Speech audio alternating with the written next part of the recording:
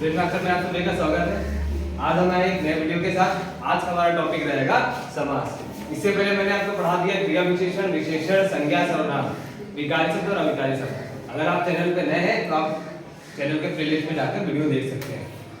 तो समास इंपॉर्टेंट रहने वाला है हम लोगों के लिए इसलिए क्योंकि कोई भी कॉम्पिटिशन एग्जाम होता है उसमें समास जरूर एक या दो क्वेश्चन तो मिलते ही मिलते हैं समास से। ठीक है, टॉपिक तो थोड़ा कठिन भी है लेकिन अगर आप जैसे मैं आज बताऊंगा वैसा आप पढ़ेंगे तो आपको ये आसान लगेगा। देखिए समास में हम लोग आज पढ़ेंगे समास के बारे में। समास 34 में समास कौन सा है? द्वंद्व समास। आप लोगों ने हमेशा पढ़ा होगा ना, कोई भी संख्यावाची शब्द आता है तो सबसे पहले द्विगु समास पे जाते हैं, लेकिन यहाँ पे द्वंद्व समास। चार गुना, ये भी तो एक संख्यावाची शब्द है बट ये कौन सा समास है? तत्पुरुष समास। 7.5 कर्मधारय समास, पंचगंगा अव्ययभाव समास, मारामारी बहुव्रीहि समास। तो देखिए जितने भी अपवाद आते हैं आज मैं वो सारे आपको क्लियर करूंगा और जितने भी डाउट आपके आते हैं वो सारे क्लियर हो जाएंगे आपके। चलिए समास कितने प्रकार के होते हैं? तो समास होते हैं कितने? 6 प्रकार के समास। कितने? 6 प्रकार के समास। पहला होता है अव्ययभाव समास, दूसरा होता है द्विगु समास, तीसरा होता है द्वंद्व समास, चौथा होता है कर्मधारय, पांचवा होता है बहुव्रीहि समास और छठा होता है तत्पुरुष समास। चलिए स्टार्ट करते हैं समास। समास की परिभाषा क्या है? दो पदों का योग। दो पदों का योग मतलब जब दो शब्द आपस में जुड़ते हैं या फिर दो पद आपस में जुड़ते हैं और एक नए समासिक पद का निर्माण करें तो वो हमारे समास कहलाते हैं। तो पहला है हमारा अव्ययभाव समास। कौन सा समास है? अव्ययभाव समास। जैसे नाम से पता चल रहा है अव्यय भाव मतलब अव्यय होता है। इसमें क्या होता है? इस समास में अव्यय होता है। अव्यय मैंने बताया था आपको, विकारी शब्द और अविकारी शब्द मैंने बताया था। अव्ययभाव समास का पहचान क्या है? इसमें उपसर्ग का प्रयोग होगा, अव्यय का प्रयोग होगा, इसका प्रथम पद या फिर पूर्व पद क्या होगा? प्रधान होता है और इसमें बारंबारता। बारंबारता का मतलब है कुछ शब्द हमारे बार बार रिपीट होते हैं, जैसे बागोबान, घड़ी घड़ी, है कि नहीं? देखिए इसमें दो बार रिपीट हो रहा है ना, तो ये जो शब्द रिपीटिशन में आते हैं इसी को बोलते हैं बारंबारता।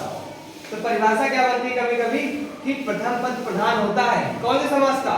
तो उत्तर आ जाएगा अव्ययभाव समास। अच्छा, प्रथम पद प्रधान का मतलब क्या होता है?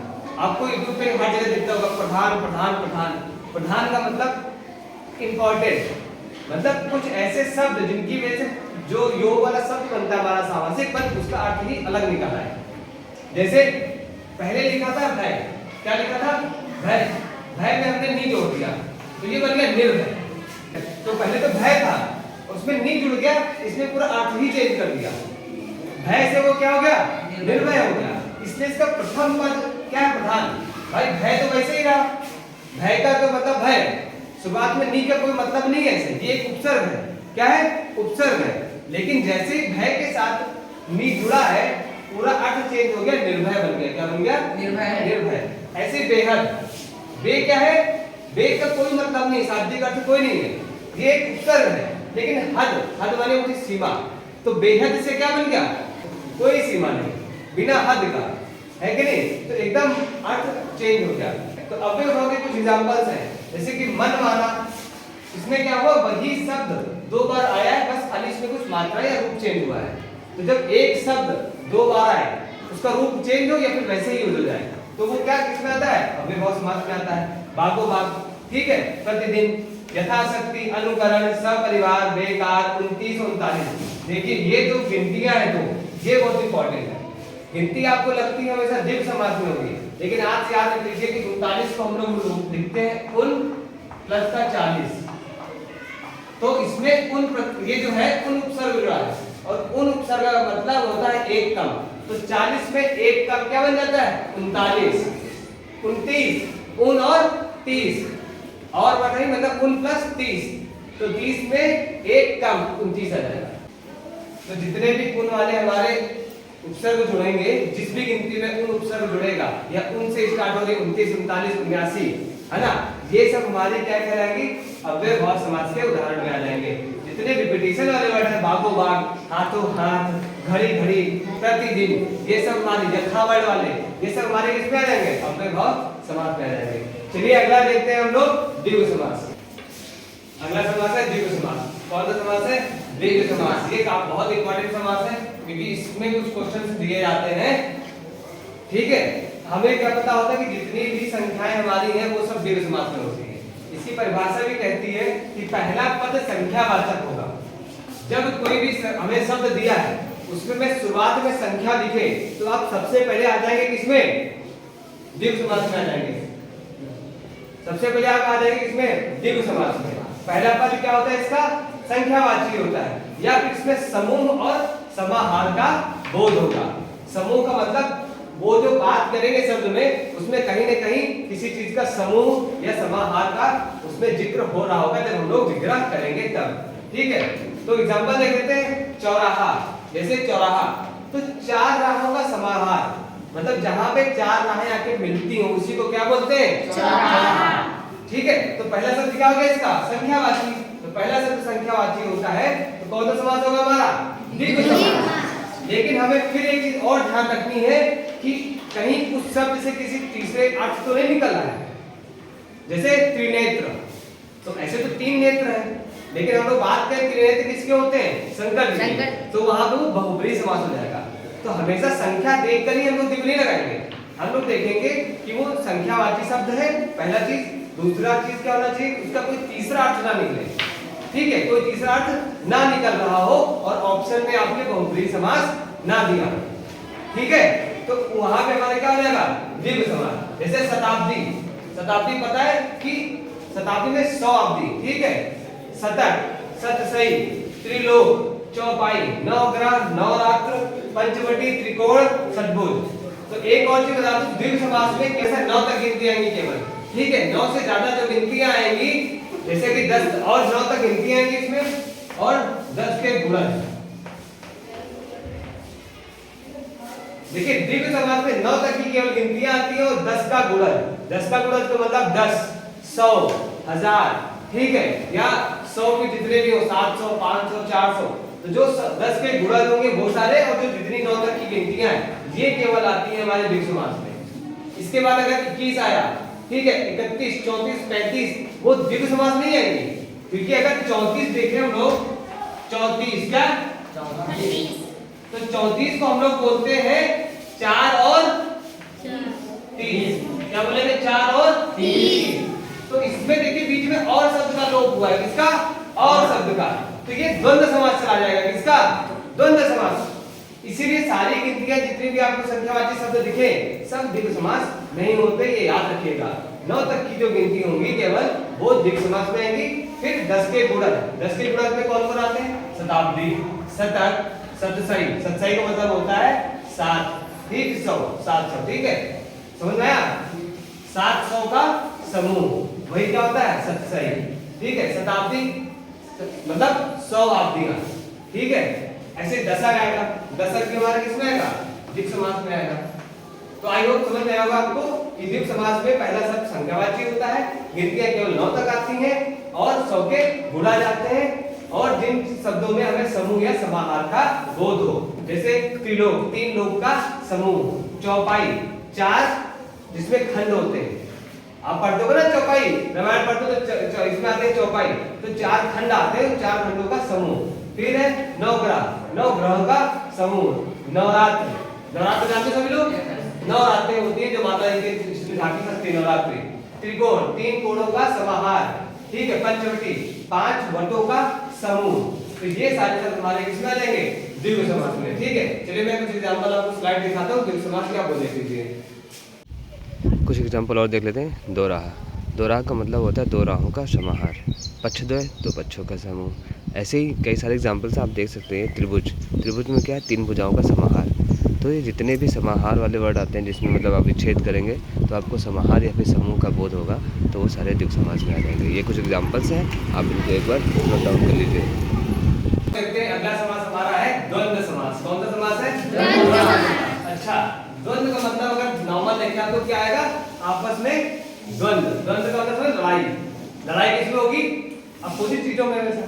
तो देखिए समझने का तरीका क्या हुआ, जब समास आपने पूछे तो आपको ये ना पता चलेगा द्वंद्व, ये तो याद रहेगा कि द्वंद्व समास एक समास होता है, लेकिन इसमें क्या क्या चीजें आती हैं तो मन में आ जाएगा। द्वंद्व मतलब तो लड़ाई होती है, लड़ाई का मतलब अपोजिट चीजें होंगी।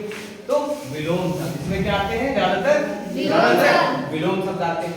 विलोम शब्द आए तो आप तुरंत लगा सकते हैं क्या, द्वंद्व समास, बिना देखे आपने सीधे लगा दिया द्वंद्व समास। ठीक है, फिर बीच में और शब्द आएगा क्या, जब विग्रह करेंगे तब और दिखेगा, या फिर शुरुआत में भी दिख सकता है, और या फिर आदि शब्द आ सकते हैं, तीन शब्द आदि या और शब्द का लोप हो तो वो भी द्वंद्व समास होता है। अब विलोम सबसे बड़ी परिभाषा इसमें एक और है, क्या परिभाषा जो क्वेश्चन पूछता है कि दोनों पद प्रधान होते हैं किसमें, द्वंद्व समास में। तो द्वंद्व समास के दोनों पद प्रधान होते हैं, कैसे, जैसे राम और श्याम तो दोनों बराबर है, ऐसा तो है नहीं कि इसमें नहीं है कुछ भी, तो राम और श्याम दोनों के अपने इंपॉर्टेंस है। जैसे कि अव्ययभाव समास में था कि प्रथम पद प्रधान होता है, क्योंकि उसमें निर्भय था, तो भय का मतलब तो भय, लेकिन नि आगे जुड़ने से पूरे भय का मतलब ही चेंज हो जाता है। लेकिन क्या यहाँ राम की प्रयोग होने से श्याम का मतलब चेंज हुआ, नहीं, रात का प्रयोग हुआ,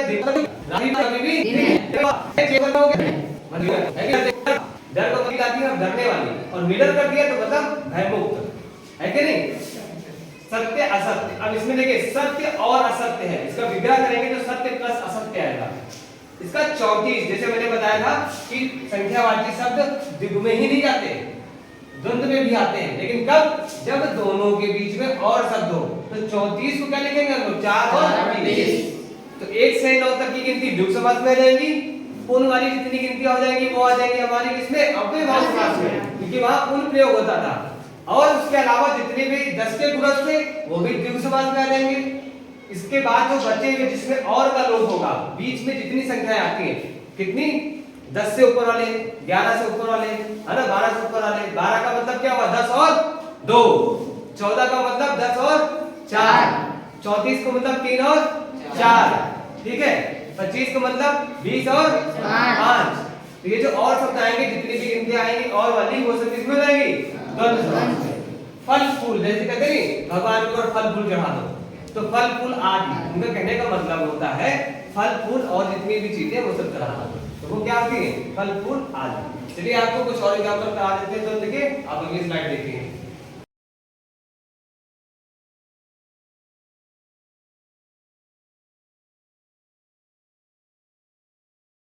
देखिए माता पिता, बीच में और शब्द का लोप हो रहा है, तो क्या हो जाएगा, माता और पिता, दाल रोटी, दाल और रोटी।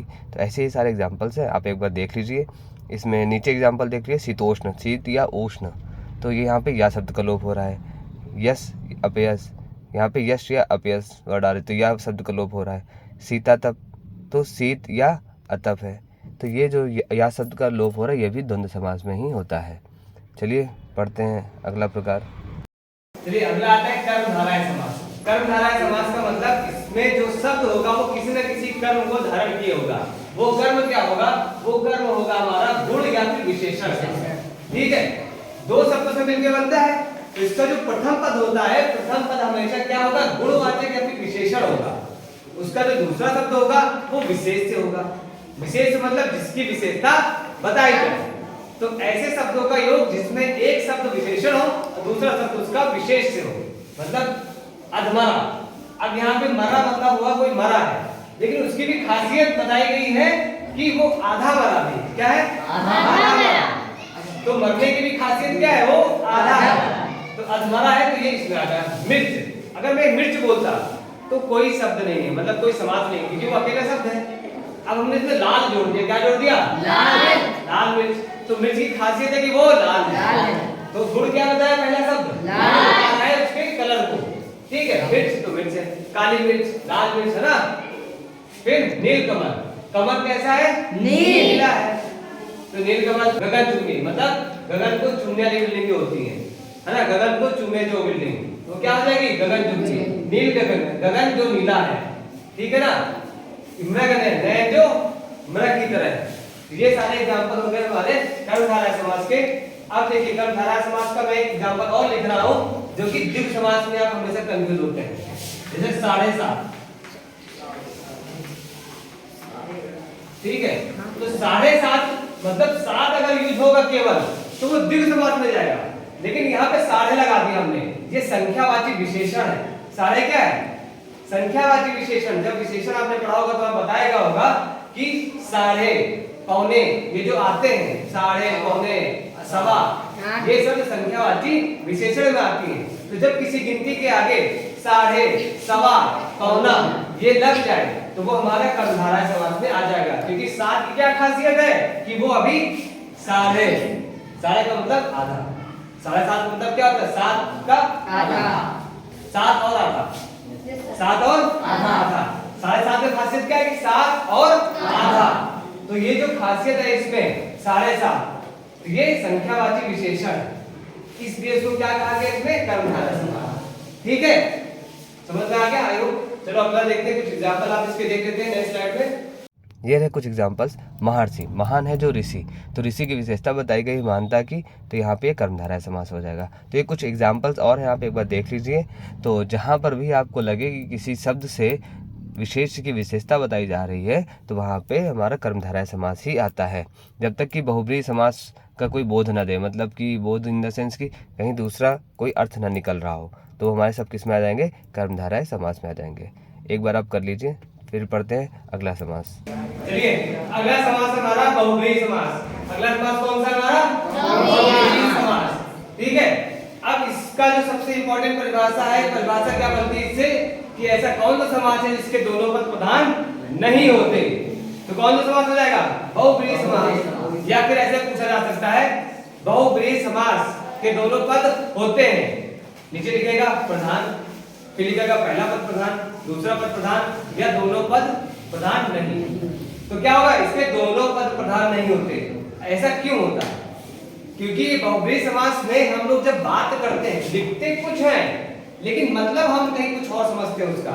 जैसे मैंने कहा गजानन, जैसे मैंने कहा गजानन, हमारे मन में तुरंत भगवान गणेश आ गए। कौन आ गए, गणेश जी की बात हम कर रहे हैं। हम समझते कि गजानन का मतलब गजानन की बात नहीं कर रहे हम लोग, हमारे मन में क्या आया कि हम गणेश जी की बात कर रहे हैं। ठीक है, हमने लिखा दशानन, तो दशानन कौन था, रावण। सभी को पता है कि दशानन रावण था। तो हमने जैसे ही बोला दशानन, हमारे मन में तुरंत एक इमेज बन गई किसकी, रावण की, क्योंकि रावण का वो दूसरा नाम है दशानन। तो बहुब्रीहि समास की सबसे बड़ी पहचान कि इसमें दोनों पद प्रधान नहीं होते, हमेशा तीसरा अर्थ जरूर निकलेगा। ठीक है, हमेशा तीसरा अर्थ निकलेगा। जितने भी पर्यायवाची शब्द आएंगे वो सारे हमारे बहुब्रीहि समास में आएंगे। एक और चीज बता दें आपको, जितने भी विशेषण वाले शब्द होंगे उसमें भी अगर बहुब्रीहि ऑप्शन में दे रखा है तो हमें ये जरूर ध्यान देना पड़ेगा एक बार, कहीं उसका तीसरा अर्थ तो नहीं निकल रहा है। तो कर्मधारय के बहुत सारे एग्जांपल हैं जो बहुब्रीहि में आते हैं, जैसे नीलकंठ, नीलकंठ कर्मधारय में भी आता है और बहुब्रीहि में भी आता है। अब हमें ये देखना पड़ेगा कि ऑप्शन में बहुब्रीहि दे रखा है, कर्मधारय भी दे रखा है, तो बहुब्रीहि पे टिक करेंगे। अगर बहुब्रीहि ऑप्शन में नहीं है तो उस केस में वो कर्मधारय टिक होगा। ठीक है, वैसे ही दशानन, अगर पेपर में दशानन दिया है और नीचे पूछा गया कौन सा समास है और ऑप्शन में बहुब्रीहि और द्विगु समास दोनों मिले तो बहुब्रीहि पे टिक करेंगे। लेकिन अगर बहुब्रीहि ऑप्शन में नहीं दे रखा है उस केस में इसको हम द्विगु समास में टिक करेंगे। तो हमेशा प्रायोरिटी हमारी रहेगी बहुब्रीहि समास। ठीक है, हमेशा प्रायोरिटी में क्या रहेंगे, बहुब्रीहि समास। और आपको बता दें बहुब्रीहि समास से ही कर्मधारय और द्विगु समास बने। ठीक है, चलिए और एग्जांपल देखें। लंबोदर माने गणेश जी होता है। ठीक है, विनायक गणेश जी, दशानन माने रावण, गजानन भी यही है, कौन, गणेश भगवान। भुजंग का मतलब क्या होता है, सर्प या फिर सांप। तो मैंने बोला जितने भी पर्यायवाची शब्द होंगे वो सभी क्या कहलाएंगे हमारे बहुब्रीहि समास में। भुजंग आ गया, वानर आ गया, वानर क्या है, पर्यायवाची है किसकी, बंदर की, तो ये भी हमारी किस में आ जाएगी, बहुब्रीहि समास में। चारपाई देखिए, अब ये आप सोचोगे द्विगु समास में जाएगी, नहीं। अगर ऑप्शन में बहुब्रीहि समास है तो बहुब्रीहि समास में ही आएगा, क्योंकि चार पैरों वाली जितनी भी चीजें वो चारपाई कहलाती हैं। अब हम लोग उसको स्टैंडर्ड में बेड बोल देते हैं, तखत बोल देते हैं, वो सब चारपाई वाली। तो चारपाई से हमें इतना पता चलता है कि हमारे लेटने के लिए एक क्या साधन है, वस्तु है, वो बेड भी हो सकती है, खटोला भी हो सकता है, खटिया भी हो सकती है, वो सब क्या होती है, चारपाई वाली। तो चारपाई वाली जितनी भी चीजें होंगी वो सब चारपाई हो जाती है। एग्जांपल इसका आ जाएगा। ठीक है, समझ आया। तो चारपाई जब तक कि अगर ऑप्शन में बहुब्रीहि है तो बहुब्रीहि में आएगा, बहुब्रीहि ऑप्शन में नहीं होगा तो वो द्विगु समास में जाएगा। चलिए और कुछ क्वेश्चन कर लेते हैं हम लोग बहुब्रीहि समास के।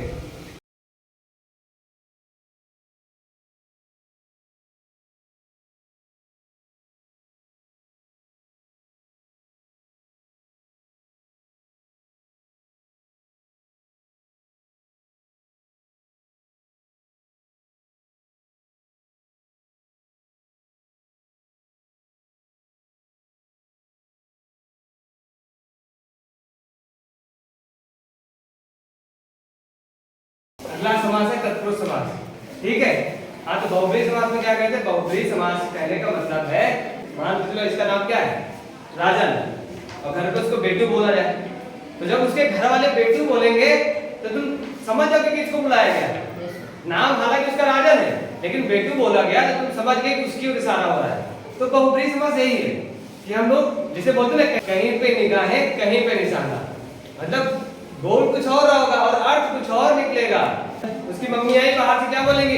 ए बेटू, तो सब लोग किधर देखोगे? मेरी तरफ या फिर राजन की तरफ? राजन की तरफ, क्योंकि तुम सब लोग जानते हो कि वो क्लास का बच्चा, उसका घर का नाम बेटू है। तो उसी तरह ऐसे जितने भी शब्द जिनको सब लोग जानते हैं कि हाँ इसका कोई तीसरा मतलब है या फिर पर्यायवाची शब्द है, वो सारे बहुब्रीहि समास में आएंगे। चलिए अगला देखते हैं तत्पुरुष समास। तत्पुरुष समास मैंने सबसे आगे इसलिए बताया कि इसके 6 भाग होते हैं।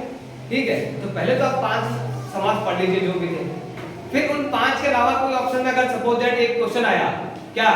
शरणागत, तो शरण ना तो संख्यावाची शब्द है तो द्विगु समास ऑप्शन में खत्म कर दीजिए। ठीक है, शरण कोई अव्यय नहीं है, ना ही शरण कोई उपसर्ग है, तो अव्ययभाव समास भी खत्म हो गया। शरणगत, शरणागत, तो शरण कोई विशेषण है क्या? कोई गुण तो बताया नहीं जा रहा है, तो कर्मधारय भी नहीं हो सकता। अब शरणागत का कोई अर्थ ही नहीं एक्स्ट्रा निकल रहा है, तो बहुब्रीहि समास भी नहीं होगा। तो बचा हुआ समास क्या होगा? तत्पुरुष समास। इसीलिए मैंने तत्पुरुष समास को आखिरी में रखा। अगर कोई इंसान यहाँ तक नहीं पहुंच पा रहा है, केवल 5 ही याद कर पा रहे, तो 5 कर लो, इसको एलिमिनेशन मेथड से हटा देना। और जो लोग अच्छे बच्चे पढ़ ले रहे हैं वो यहाँ तक भी आ जाए। और आई होप आप सभी लोग अच्छे हैं और मेरा चैनल अगर देख रहे हैं तो आपको सारी चीज समझ में आ रही होगी, तो तत्पुरुष भी पढ़ लीजिए बहुत आसान तरीके से। एक ही परिभाषा है कि इसमें कारक का लोप होता है। कारक का लोप मतलब आपने बचपन में ये कारक पढ़े होंगे, इनके अंदर चिन्ह होते हैं, को, से, द्वारा, के लिए, से, अलग, का, की, के, में, पे, पर। तो कारक टोटल होते हैं 8, लेकिन इसमें कर्ता और संबोधन को छोड़ दिया जाता है। कर्ता कारक का चिन्ह क्या होता है? में। तो कर्ता कारक और संबोधन हे, हो, अरे जो होते हैं वो छोड़ करके जो बचे हुए कर्म से लेकर के अधिकरण तक के कारक है वो सारे तत्पुरुष आ जाते हैं समाज में। तो कर्म वाला अगर कोई चिन्ह दिखा में तो वो हो जाएगा कर्म तत्पुरुष, कर्म में कोई चिन्ह दिख गया तो कर्म तत्पुरुष, संप्रदान में दिख गया तो संप्रदान तत्पुरुष, ऐसे ही बचे हुए। अब ये पहचानेंगे कैसे? तो देखिए हमारे पास एग्जांपल है देशभक्ति। तो अगर हमारे लिए देशभक्ति है तो हम क्या कहेंगे? देश के लिए भक्ति हमारे अंदर है, या फिर हम कहेंगे देश में भक्ति है, या फिर देश का भक्ति है, या फिर देश से अलग हमारी भक्ति है। तो देश के लिए भक्ति है, तो देशभक्ति का जब लोग विग्रह करेंगे तो आता है देश के लिए भक्ति, है कि नहीं? तो ये जो के लिए वर्ड है ये इसी के बीच में छुपा हुआ था ना, तो वही मैंने लिखा कारक का लोप होता है। इन दोनों शब्दों के बीच में के लिए वर्ड छुपा हुआ था, तो दोनों वर्ड जब जोड़ देंगे तो देशभक्ति बन गया। लेकिन हमारे मन में है कि इसको जब हम जैसे तोड़ेंगे हमारा अर्थ ये निकलेगा देश के लिए भक्ति। तो के लिए किसमें आता है? संप्रदान। संप्रदान में। तो ये कौन सा समास हो जाएगा? संप्रदान तत्पुरुष। ऐसे ही देख लेते हैं देश निकाला। तो देश निकाला का मतलब है देश से निकाला गया, तो देश से अलग हो रहा है, तो वो अलग होना किसमें आता है? अपादान। तो ये कौन सा शब्द इसमें हो जाएगा? देश निकाला में अपादान तत्पुरुष। ठीक है, घुड़दौड़। तो घुड़दौड़ का अगर हम लोग तोड़े, इसको अलग अलग करें तो क्या अर्थ निकलेगा? घोड़े की दौड़ या घोड़े में दौड़ या घोड़े को दौड़, क्या निकलेगा? घोड़े की दौड़। तो घोड़े की वर्ड आ रहा है, की किसमें आता है? संबंध में। तो ये किसका हो जाएगा? संबंध तत्पुरुष, है कि नहीं? ऐसे राजपुत्र, तो किसका पुत्र? राजपुत्र। तो अर्थ इसका क्या निकलेगा? राजपुत्र का मतलब राजा का पुत्र, राजा का बेटा या फिर राजा का पुत्र। तो ये विग्रह करने पर का शब्द का लोप होता है, किसका? का। और का किसका होता है? संबंध। ये क्या हो जाएगा? संबंध तत्पुरुष। ठीक है, सिद्धि प्राप्त मतलब सिद्धि को प्राप्त बोलते नहीं, ये बाबा सिद्धि को प्राप्त है, सिद्धि प्राप्त है, सिद्धि को प्राप्त किए हुए हैं। तो को वर्ड का लोप आ रहा है तो किसका हो जाएगा? समझ में आया सभी को? एक चीज में और देखिए, जितने भी नज वाले शब्द होते हैं, नज मतलब न के अर्थ में जो शब्द आ उपसर्ग यूज होता है, ठीक है, न के अर्थ में आ शब्द अगर आ रहा है तो वो हमारा किसमें आ जाता है? तत्पुरुष का एग्जांपल है, इसको नज तत्पुरुष बोलते हैं। जैसे असंभव मतलब जो संभव ना हो, अधर्म जो धर्म ना हो, अधोनी अनहोनी जो होने को ना हो, अनहोनी उसी को बोलते हैं जो ना होने वाला हो, अनचाहा जो कभी ना चाहा गया हो, अनचाहा। तो ऐसी चीजें जो ना के अर्थ में आते हैं और आ का उपसर्ग का प्रयोग किया जाए वो तत्पुरुष का ही एग्जाम्पल है, नच तत्पुरुष का। ठीक है, चलिए कुछ एग्जाम्पल करते हैं तत्पुरुष के। जैसे पहला एग्जाम्पल है स्वर्ग प्राप्त, स्वर्ग को प्राप्त। इसमें देखिए को शब्द का लोप हो रहा है तो ये हमारा कर्म तत्पुरुष हो जाएगा, क्योंकि को चिन्ह किस में होता है, कर्म कारक का होता है। ऐसे ही शरणागत, तो शरण को आया हुआ, तो ये किसका हो जाएगा, हमारा कर्म तत्पुरुष। अकाल पीड़ित, तो अकाल से पीड़ित है, से द्वारा किस में आता है, हमारा कौन सा कारक होता है, करण कारक, तो ये हो जाएगा करण तत्पुरुष। ऐसे ही तुलसीकृत, तो किसके द्वारा लिखी है, मतलब तुलसीदास द्वारा लिखी हुई है, तो ये क्या हो जाएगा हमारा, तुलसीकृत हमारा हो जाएगा करण तत्पुरुष का एग्जाम्पल। देखिए अगला है देशभक्ति, देश के लिए भक्ति, तो ये हमारा हो जाएगा संप्रदान का तत्पुरुष। फिर घुड़साल, घोड़ों के लिए साल, मतलब घोड़ों के लिए एक भवन बनाया गया है, तो वो हो जाएगा हमारा कौन सा, संप्रदान तत्पुरुष।